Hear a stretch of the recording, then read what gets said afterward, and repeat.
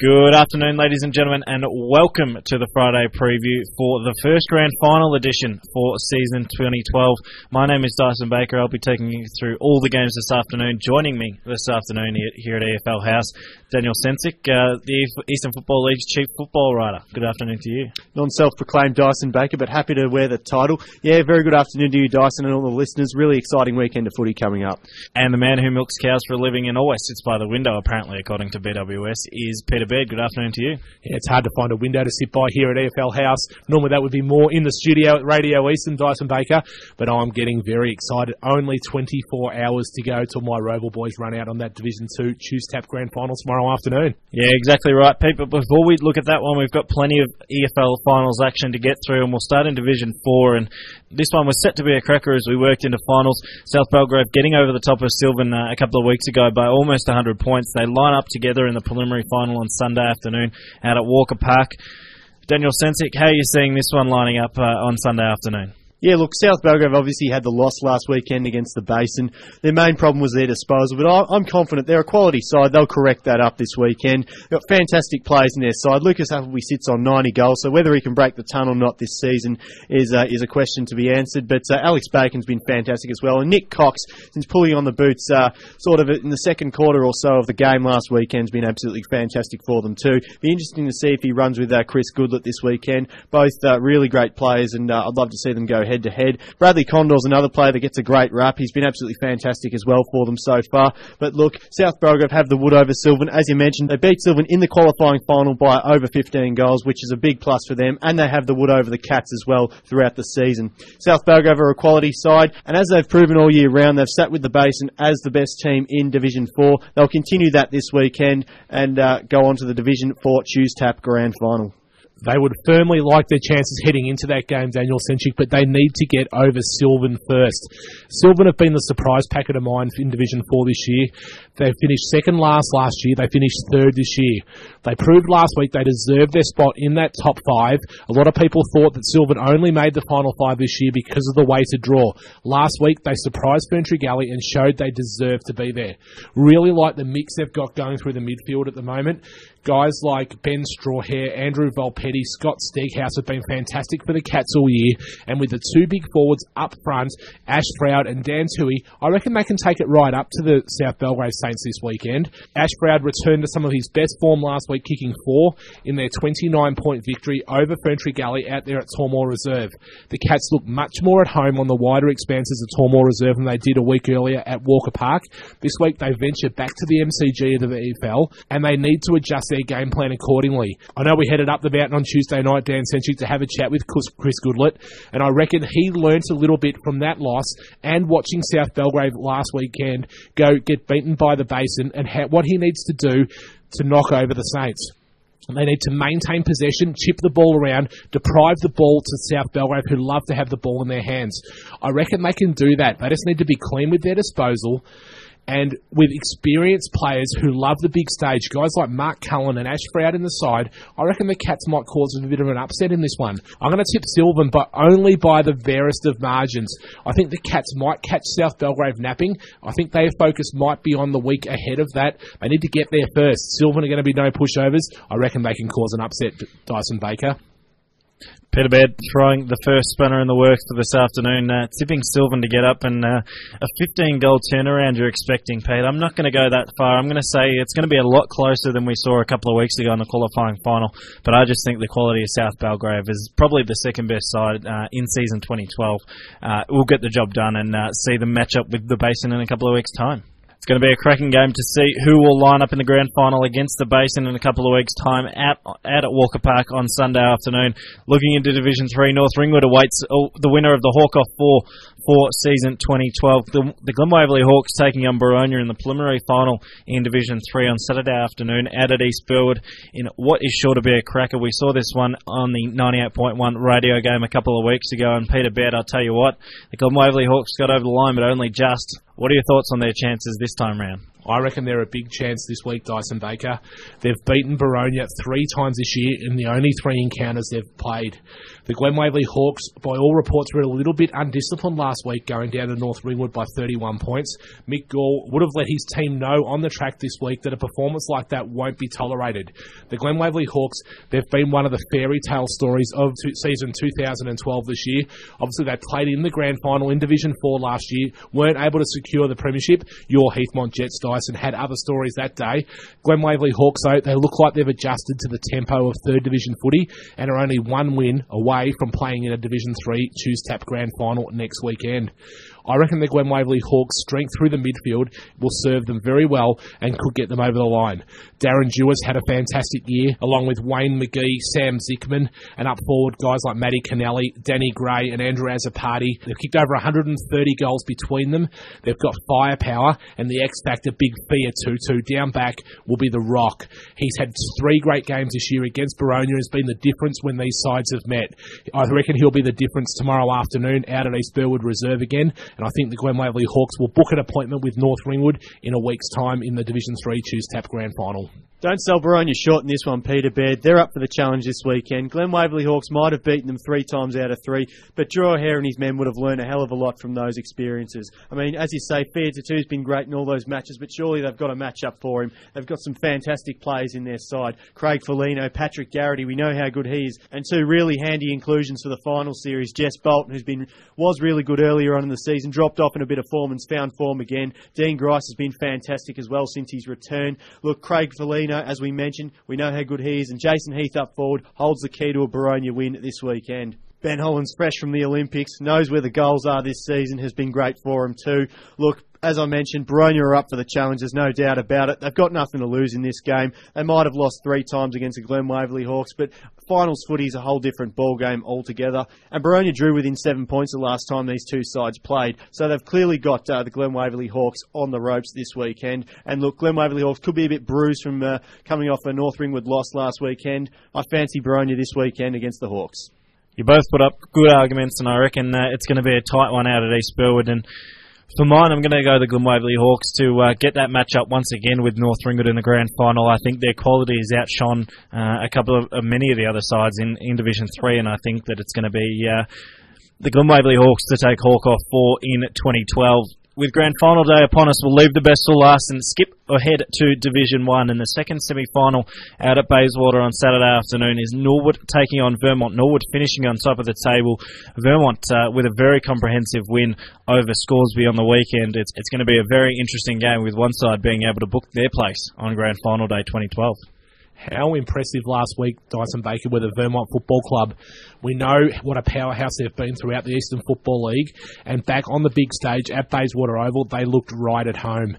Even missing experienced players, Ryan Mullett and Heath Black, the Eagles didn't miss a beat as they disposed of Scoresby in a very impressive manner. Jared Dalton was super up forward for them, kicking 5 goals. He had great support from Adrian Galino, who just has an uncanny knack of being able to turn his opponent inside out and get goal side to get really dangerous. Really loved the game last week, though, with Daniel Mendez. He went to the best Scoresby midfielder, shut them out of the game, and hurt them going the other way. Vermont are just going from strength to strength this year under Chris Barlow.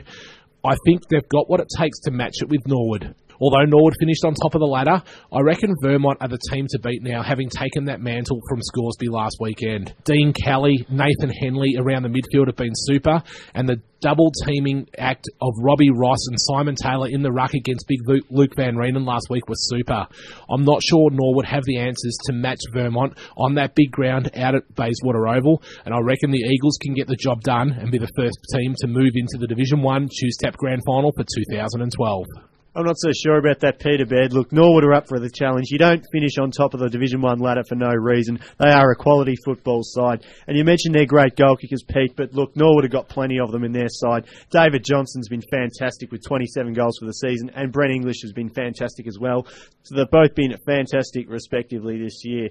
Good thing about Norwood this year, they've been able to keep a constant side throughout most of the season. If you look at their team list, they've used considerably less players than a lot of the other clubs, which will have them in good stead for this week's final. I mean, they've got a bond down there at the club. They know how to play fantastic footy. And one of the main things that will be really interesting to watch this weekend is Vermont are a great attacking side. Norwood know how to shut sides down defensively. So it's a bit like fighting fire and water, and I think Norwood will come out on top in this battle and book their place in the Division 1 Choose Tap Grand Final. You mentioned, Daniel Cencic, that it's attack versus defence. Vermont, the only side to score more than 100 points against Norwood this season. Norwood have only managed to score 100 points twice against East Baird and Lilydale. But on that, I think Vermont are well primed. They had their forwards working beautifully last week against Scoresby. I think that's going to continue this week, and I reckon Vermont to book their place, as you said, Peter Baird, in the Choose Tap Grand Final for season 2012. So with the grand finalists being decided tomorrow afternoon, one of these sides will have to sit and wait for an opponent come Sunday afternoon as the first semi-final gets underway between Scoresby and Baldwin out at Tormore Reserve. That'll be the radio game on Sunday starting at 2 p.m. on 98.1 Radio Eastern. Scoresby and Baldwin, this is always one of those clashes that goes down to the wire. Scoresby going to have to do it the hard way if they're going to make it into their third successive grand final. Baldwin, being the talk of the town earlier in the year, have managed to sneak their way in and seem to be that dangerous side in Division 1. I'll tell you what, this is going to be a cracking game. It will, and don't forget you can stream the game live on www.efl.org.au from 2 p.m. on Sunday afternoon as we broadcast it live on 98.1 Radio Eastern FM. I reckon Scoresby, they had the loss they have to have last week against Vermont. They were completely outplayed. I can't see their midfield having quiet days like they did last week against the Vermont midfield. Guys like Paul Chadwick, Sean Cross, Adam Parker, Tom Warby from halfback, Brad Jones and Brenton League were all very quiet and couldn't get into the game last week for Scoresby. Chris Hogle up forward, although he kicked 4 goals for the Magpies, he probably had 3 or 4 other opportunities that he didn't take. I reckon he might take them this weekend against the Tigers. And big Luke Van Reenen, he was outplayed by the tall timber of Vermont. So look for him to bounce back and give Scoresby midfield first use of the ball. Scoresby, they're still premiership favourites for mine in Division 1. Last week was just an aberration, and I reckon they can get their season back on track by knocking over Baldwin out at Tormore Reserve on Sunday. Ben Bronskis might be the X-Factor Scoresby look for to turn the tables.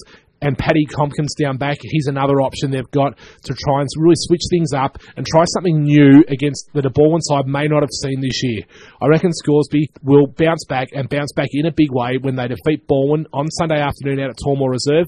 The Magpies for mine by a margin of 3 to 4 goals. What we saw with Scoresby last weekend is when their ball carriers are under pressure, they tend not to hit targets, and that was their undoing. So if Baldwin can do that this Saturday, then they're on their way to a very big victory. And look, their midfield's absolutely fantastic, has been all season long. We mention this man every single week, but how can you not with the form he's been in? Ryan McMahon, ex-VFL player, fantastic player, knows how to hit a target, knows how to pressure those ball carriers from Scoresby as well. So it'll be interesting to see how that goes. And the captain, Rennie Gilchrist, has been in fine form all season long.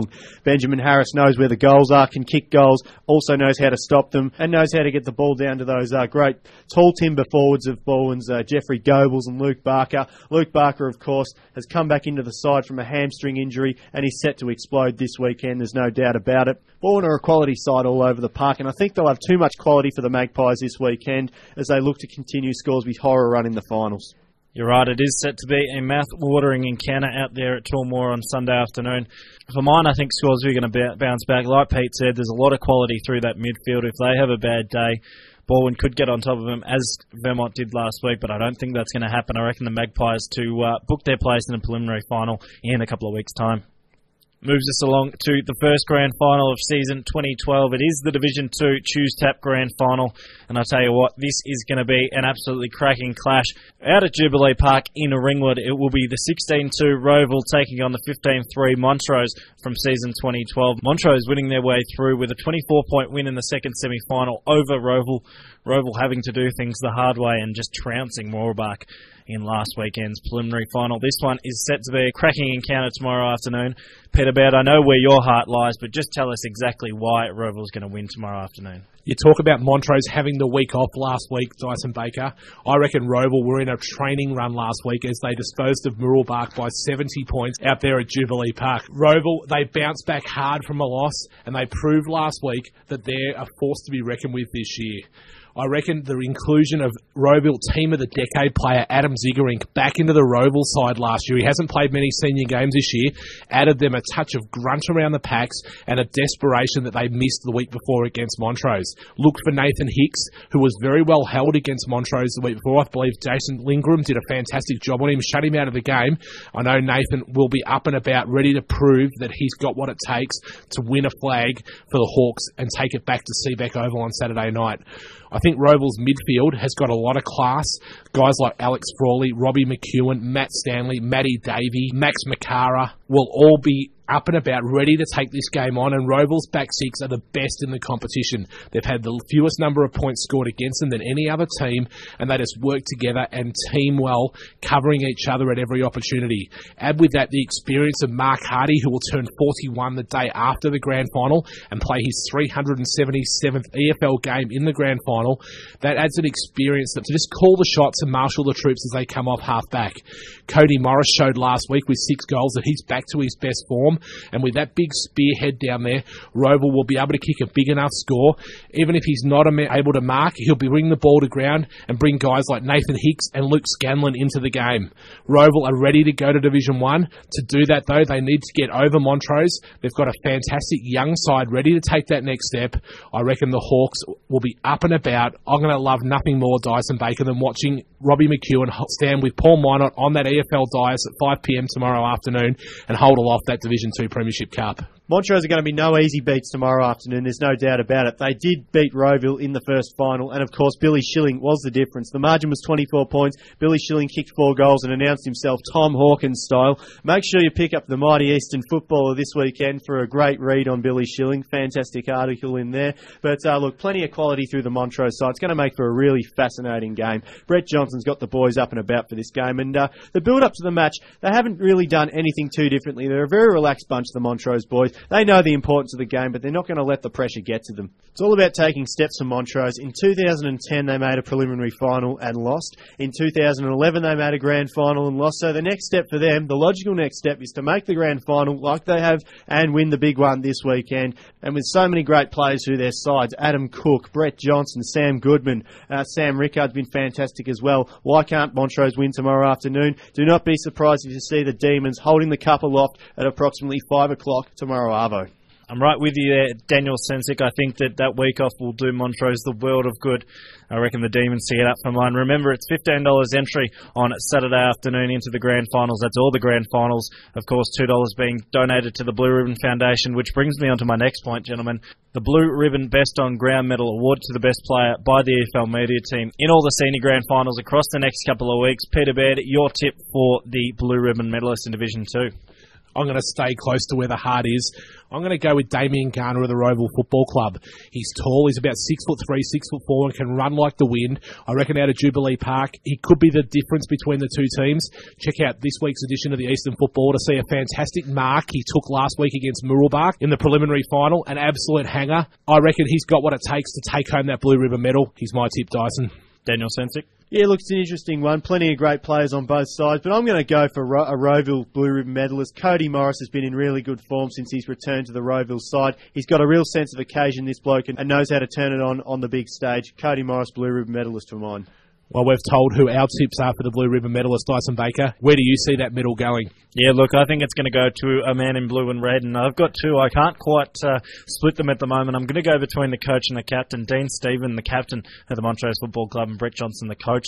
Both seem to pick up votes every time we've headed out to a Montrose game, so I'm just working on that theory, and if the Demons can manage to get up, I reckon they're my best bets for Saturday afternoon's Blue Ribbon medal. Will be our radio game from Saturday on 1pm on 98.1 Radio Eastern. Remember, Montrose taking on Roeville at Jubilee Park. $15 if you want to head down there. Nevertheless, it's going to be a cracking game Saturday afternoon. The Division 2 Grand Final. Remember to tune in to a big weekend of Eastern Football League footy. Montrose taking on Roeville out at Jubilee Park will be our radio game on Saturday from 1pm on 98.1 Radio Eastern. On Sunday from 2pm, it'll be Scoresby taking on Balwyn in the Division 1 Tuesday first semi-final out at Toolmore Reserve.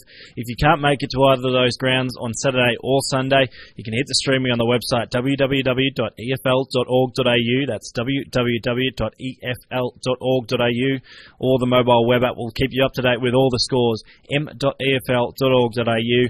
And remember to hit us up on Twitter with anything you've got, or just to check the scores, Twitter @FootyEFL. m.efl.org.au, keeping it right at the fingertips for all the results, especially those ones coming straight off the Twitter stream. But Daniel Cencic, it's been a pleasure, as always, on a Friday afternoon. You've done a fantastic job, and a big weekend of VFL football ahead for you. Yeah, can't wait. Certainly looking forward to it. It's always a pleasure. And Peter Baird, you're hoping for a big weekend of VFL football. And Peter Baird, you've already taken the lid off for everyone down at Roval, and you're excited for tomorrow afternoon. How are the nerves feeling? And all the best of luck for you tomorrow. I know we joke about it, but the best of luck to you and your Roval Hawks tomorrow afternoon.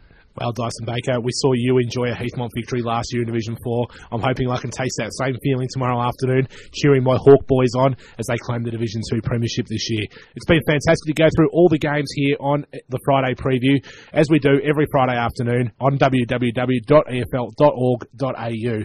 Can't wait to get out to the footy, mate. I'm excited. And don't forget to tune in to EFL Sunday from 10 a.m. till 12 p.m, where we chat to winning coaches from across the Eastern Football League. EFL Sunday, proudly brought to you by Akira Urgent Care. And as we know, each week the Huddle will be back on Wednesday night between 6 and 7 p.m. on 98.1 Radio Eastern. Next week we will chat with the two captains in the Division 3 and the Division 4 Grand Finals. We won't have a club in for Club Corner, but it's going to be riveting as we also announce the 30-man squads for the Division 3 and 4 SEN Teams of the Year. Don't forget the Huddle next Wednesday night between 6 and 7 p.m. on 98.1 Radio Eastern. Well, that just about wraps us up for the first Grand Final edition for 2012 of the Friday preview. Gentlemen, it's been a pleasure. Absolutely looking forward to what is going to be a cracking weekend of Eastern Football League footy. Make sure you get out to a ground on the weekend. Enjoy your AFL football. And as always, I've been great. You've been fantastic. Well, Dyson Baker, that's not the way we end the Friday preview. We've got to go down traditional lines. So, Sick of Hawkiness, we're done.